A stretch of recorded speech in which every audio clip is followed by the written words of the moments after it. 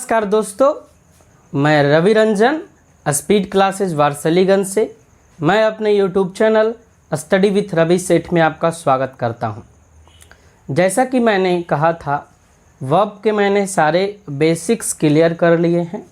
Verb basic पढ़ लिया, verb forms पढ़ लिए, होमोफोन्स भी डेली वाइज आपको मिलता रहेगा। आज हम एक नए चैप्टर की शुरुआत कर रहे हैं, वो है सब्जेक्ट वर्ब एग्रीमेंट। ठीक है फ्रेंड्स, जो भी बच्चे नाउन और प्रोनाउन पढ़ चुके हैं उनके लिए सब्जेक्ट वर्ब एग्रीमेंट बहुत ही आसान होगा समझने में। जो नहीं भी पढ़े हैं उसके लिए भी मैं आसान बना दूंगा, क्योंकि सब्जेक्ट वर्ब एग्रीमेंट वैसे है कुछ नहीं, नाउन प्रोनाउन का मिक्सिंग ही है।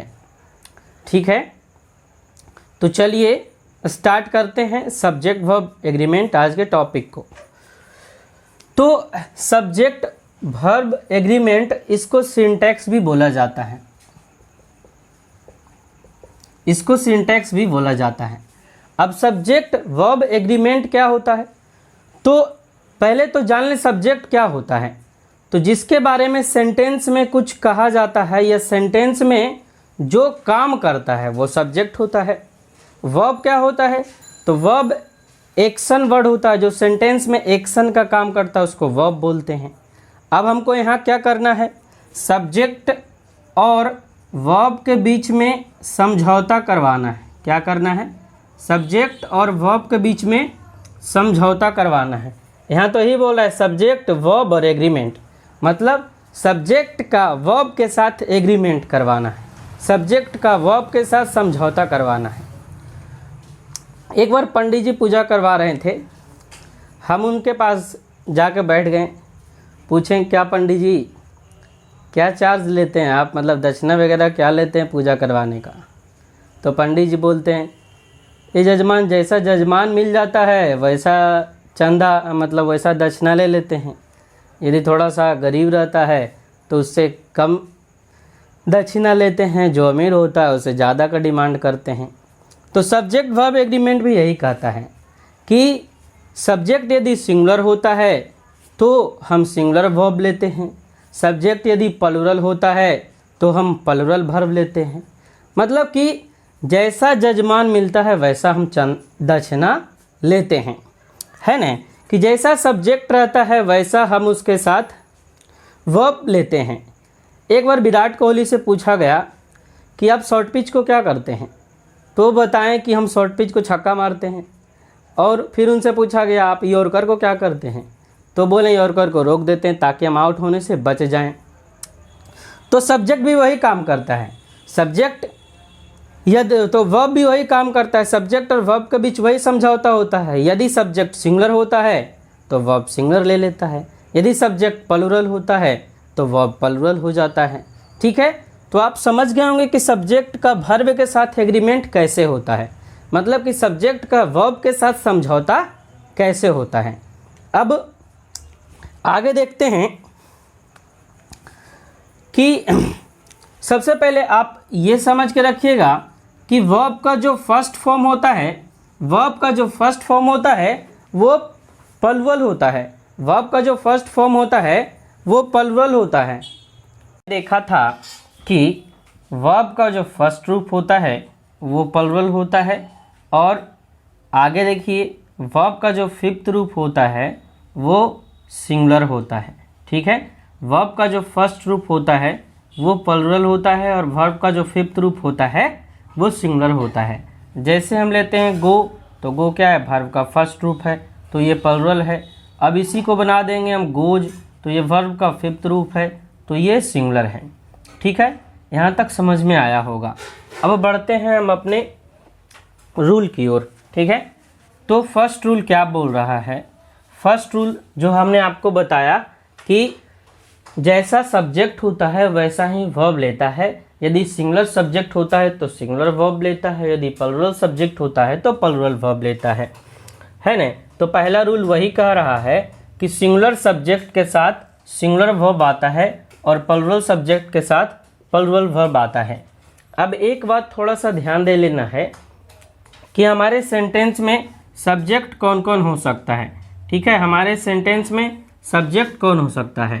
तो जितना हमारे सेंटेंस में सब्जेक्ट या ऑब्जेक्ट नाउन को छोड़कर कोई और नहीं हो सकता है, नाउन को छोड़कर और कोई नहीं हो सकता है।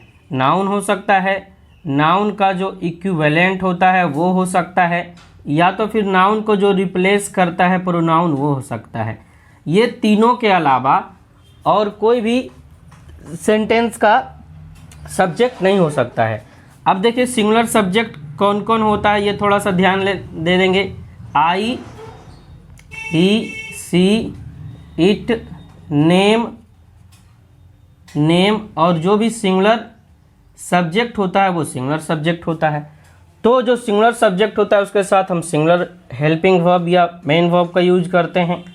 ठीक है, और जो प्लुरल सब्जेक्ट कौन कौन होता है, यू, दे, बी, और जो भी प्लुरल सब्जेक्ट होता है तो इसके साथ हम क्या करते हैं, प्लुरल हेल्पिंग वर्ब का यूज करते हैं। अब आगे बढ़ते हैं। तो बोल रहा है क्या सिंगुलर सब्जेक्ट के साथ सिंगुलर वर्ब और प्लुरल सब्जेक्ट के साथ प्लुरल वर्ब यूज होता है। एग्जाम्पल के द्वारा समझ लेते हैं। एग्जाम्पल बोल रहा है राम ईट अ मैंगो। अब देखिए यहाँ नाउन है राम, तो अभी हम बताएं कि कोई भी जो सब्जेक्ट होता है नाउन, प्रोनाउन और नाउन का इक्विवेलेंट हो सकता है। अब ये सब्जेक्ट कैसा है, तो यहाँ एक है सब्जेक्ट सिंगुलर है, और वर्ब यहाँ क्या है, ईट। ईट क्या है, वर्ब का जो फर्स्ट फॉर्म है, और हमने बताया क्या कि वर्ब का फर्स्ट फॉर्म क्या होता है, प्लुरल होता है। तो हमको क्या करना पड़ेगा, वर्ब का जो यहाँ यहाँ जो सब्जेक्ट है वो सिंगुलर है, तो हमको यहाँ वर्ब भी क्या करना पड़ेगा, सिंगुलर बनाना पड़ेगा। तो वर्ब क्या करना पड़ेगा, इट्स कर देंगे। इट्स क्या है, वर्ब का फिफ्थ फॉर्म है, और वर्ब का फिफ्थ फॉर्म क्या होता है, सिंगुलर। तो अब देखिए सब्जेक्ट का वर्ब के साथ एग्रीमेंट हो गया, तो यहाँ हमको क्या कर देना है, इट को इट्स बना देना है। तो सही क्या हो जाएगा, राम इट्स अ मैंगो। हम क्या किए, सिंगुलर सब्जेक्ट के साथ सिंगुलर हेल्पिंग वर्ब या मेन वर्ब का यूज कर लिए। तो सब्जेक्ट का वर्ब के साथ एग्रीमेंट हो गया, मतलब कि यदि सिंगुलर सब्जेक्ट है तो सिंगुलर हेल्पिंग वर्ब, या यहाँ पर तो मेन वर्ब है तो सिंगुलर मेन वर्ब आ गया। नेक्स्ट एग्जांपल देखते हैं। Boys pledge cricket.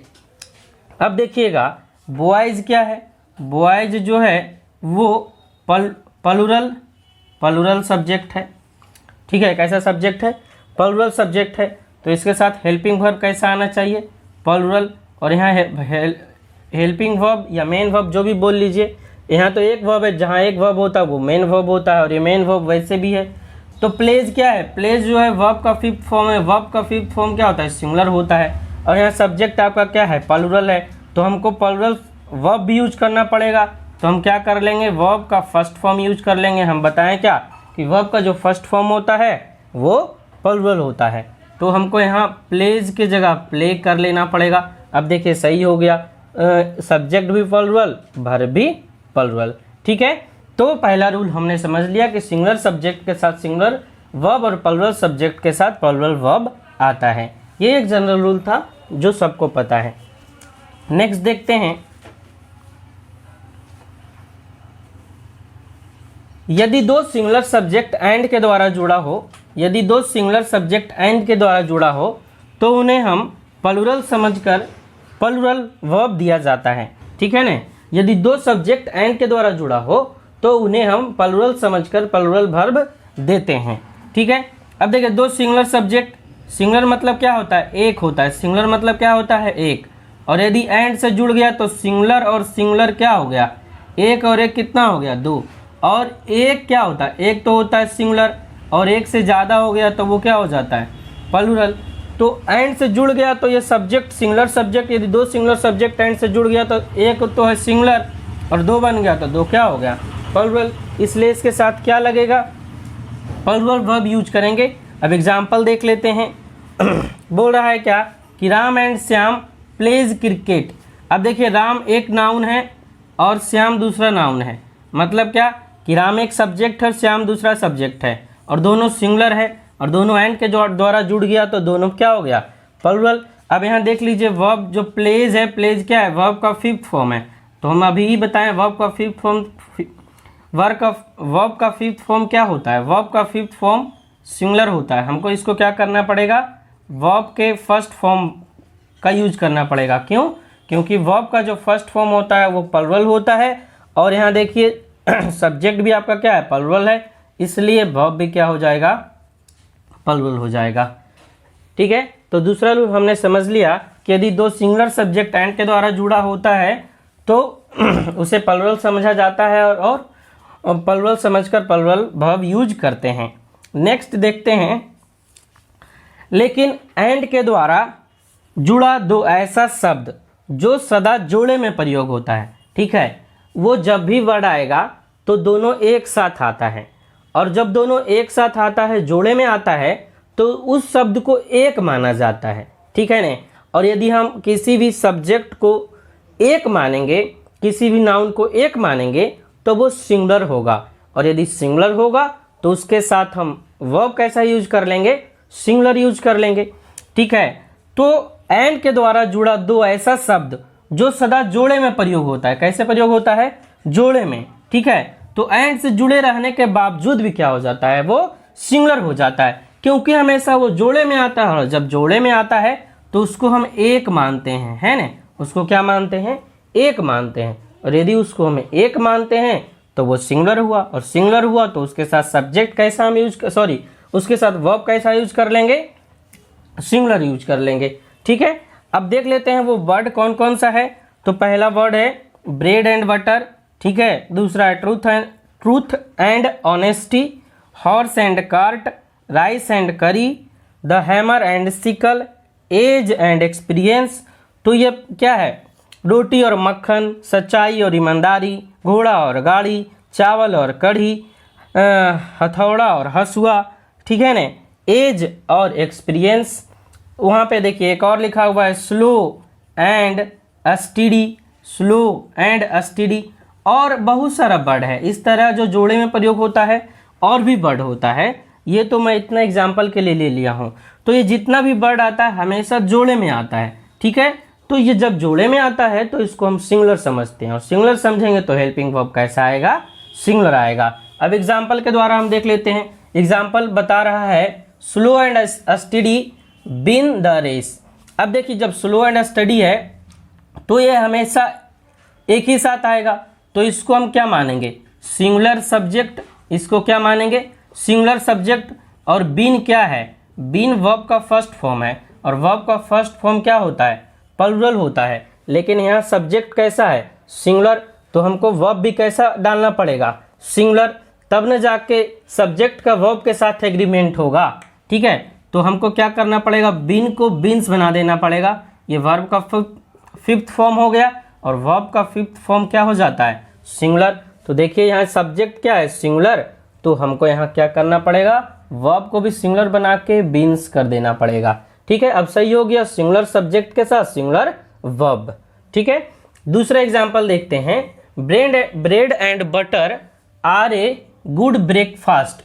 अब देखिए अभी बताएं कि ब्रेड एंड बटर क्या हमेशा एक साथ आता है, और जब एक साथ आएगा तो सिंगुलर सब्जेक्ट होगा, और ये सिंगुलर सब्जेक्ट है तो उसके साथ हेल्पिंग वर्ब या मेन वर्ब कैसा यूज होगा? सिंगुलर यूज होगा। तो यहाँ पर आर क्या है? आर प्लुरल वर्ब है, हमको उसको सिंगुलर बनाना पड़ेगा, तो आर के जगह हम इज यूज कर लिए। ठीक है, नेक्स्ट एग्जाम्पल देखते हैं। Age and experience bring wisdom to man. ठीक है, बोल रहा है कि उम्र और अनुभव आदमी में बुद्धिमत्ता लाता है।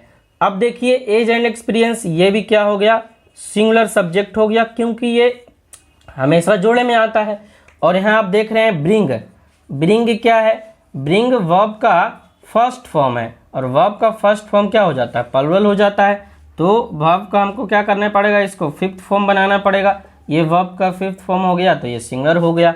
तो हमें क्या करना पड़ेगा? ब्रिंग को ब्रिंग्स बना देंगे। अब देखिए सब्जेक्ट भी सिंगुलर, वर्ब भी सिंगुलर, दोनों क्या हो गया? दोनों का एग्रीमेंट हो गया, तो हमारा क्वेश्चन भी क्या हो गया? सही हो गया। तो आज हमने ये 3 रूल को देखा। आगे सब्जेक्ट वर्ब एग्रीमेंट का क्लास चालू रहेगा, जो 6-7 वीडियो में जाके पूरे आपका सब्जेक्ट वर्ब एग्रीमेंट कंप्लीट हो जाएगा। यदि आप मेरे चैनल पर पहली बार विजिट कर रहे हैं तो चैनल को सब्सक्राइब कर लें, बेल आइकन को भी प्रेस कर लें ताकि मेरा लेटेस्ट वीडियो आपको मिलता रहे। आज के वीडियो में इतना ही। Thank you.